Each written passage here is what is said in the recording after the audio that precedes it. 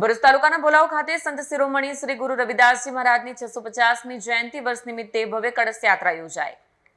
ભરૂચના ભોલાવ ખાતે સંત શિરોમણી ગુરુ રવિદાસ મહારાજની 650મી જયંતિ વર્ષ નિમિત્તે ભવ્ય કળશ યાત્રા યોજાઈ। ભરૂચ વિધાનસભા ધારાસભ્ય રમેશ મિસ્ત્રીની વિશેષ ઉપસ્થિતિ રહી। મોટી સંખ્યામાં સમાજના આગેવાનો, કાર્યકરો અને રાષ્ટ્રપ્રેમી નાગરિકો જોડાયા। કળશ યાત્રાનો પ્રારંભ ભોલાવ ગ્રામ પંચાયત ઘર ખાતે આવેલ રામજી મંદિરથી થયો અને યાત્રા પાર્થનગર મંદિર ભોલાવ ખાતે પહોંચી। યાત્રા દરમિયાન શ્રદ્ધાળુઓએ સંત શિરોમણી ગુરુ રવિદાસજી મહારાજના જયઘોષ સાથે ભક્તિભાવપૂર્વક ભાગ લીધો। ઉપસ્થિત સૌએ સમાજમાં એકતા અને સમરસતાના સંકલ્પને વધુ મજબૂત બનાવવાનો સંદેશ આપ્યો।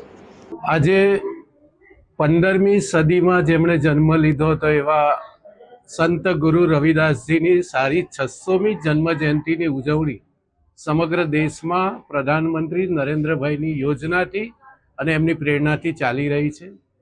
સામાન્ય જૂતાનો વ્યવસાય કરનાર કોઈ એક વ્યક્તિ જ્યારે સમગ્ર દેશમાં અધ્યાત્મને પણ પાળ પડી જાય, ઈશ્વરતુલ્ય બની જાય એવું જેમનું વ્યક્તિત્વ હતું એવા સંત ગુરુ રવિદાસજી મહારાજની જન્મ જયંતિ ઉજવણી કરવાનો ગર્વ સમગ્ર દેશના તમામ નાગરિકોને છે।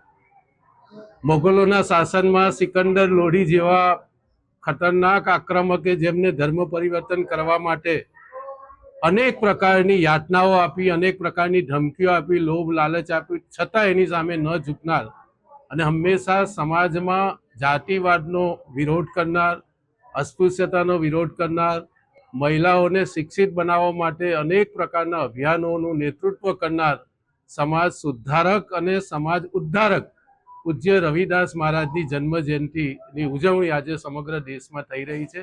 પ્રધાનમંત્રી નરેન્દ્રભાઈ મોદી દ્વારા ઉત્તર પ્રદેશમાં વારાણસીની બાજુમાં એમના જન્મસ્થાન ઉપર 101 કરોડ રૂપિયાના ખર્ચે મંદિર નિર્માણનું કાર્ય પણ ખૂબ જોરમાં આગળ વધી રહ્યું છે। ત્યારે આજે સારી 600 વર્ષ પછી પણ સમગ્ર દેશમાં જે પ્રકારે જાતિવાદના વાતાવરણને ઊભું કરવા માટે કેટલાક વિપક્ષો એ સમાજમાં ગંદી રાજનીતિ કરી રહ્યા છે, ત્યારે એમની સામે જડબાતોડ જવાબ આપવા માટે પણ રવિદાસ મહારાજનું જે જીવન છે એ આજના સમયમાં યથાર્થ સ્વરૂપે પ્રજાની સામે મૂકવું એ આજના સમયની માંગ છે।